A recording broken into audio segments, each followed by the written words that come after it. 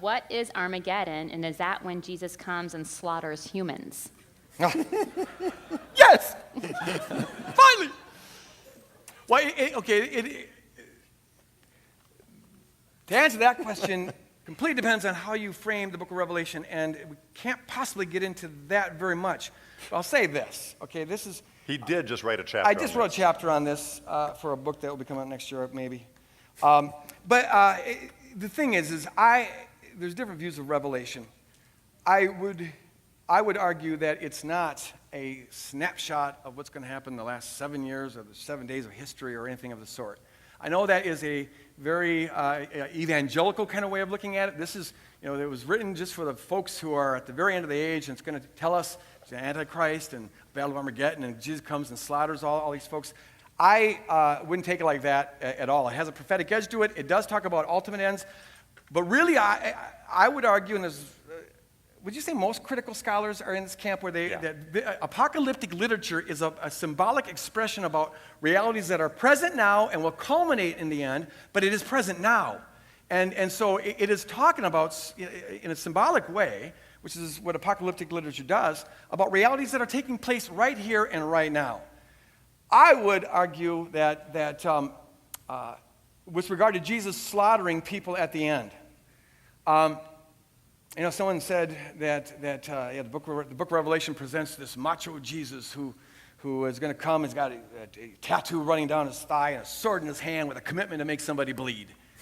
It's like, okay, how is that compatible with what we find revealed in Jesus Christ when he's here on earth and he dies on the cross and he tells his disciples not to use violence? The thing that's interesting about John, this is the only thing I can say about that right now, is that he takes traditional apocalyptic imagery, which is very violent, gore. This is traditional apocalyptic imagery, and he turns it all on its head. It's really genius when you get into it, and you'll just have to buy my book when it comes out. So he uses this lion, ferocious, right? Lion, predator, rawr, angry lion. But the lion, read Revelations 5, turns out to be the lamb. And it's this gentle lamb. And the lamb does warfare. But the lamb does warfare not by making people bleed, but by bleeding. So probably the most violent-looking passage in the Bible is Revelations 19. Where the lamb comes back with the martyrs, and they're going to come, and there's blood everywhere, and they're slaughtering everywhere. But what's interesting, if you read it in its original context, and you look at the way John just subverts this violence, is the lamb is blood-soaked, which was an imagery in the Old Testament of just a person who just slaughtered everybody. Now they're all full of blood. But he's blood-soaked before he goes into battle.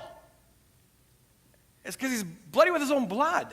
And he does battle with the sword that comes out of his mouth. Samurai with... No, but see, it's the word of truth. You find this throughout. And the saints, we do warfare, mighty warfare. But we do it by the blood of the Lamb. And by living like the blood of the Lamb, and by the word of our testimony.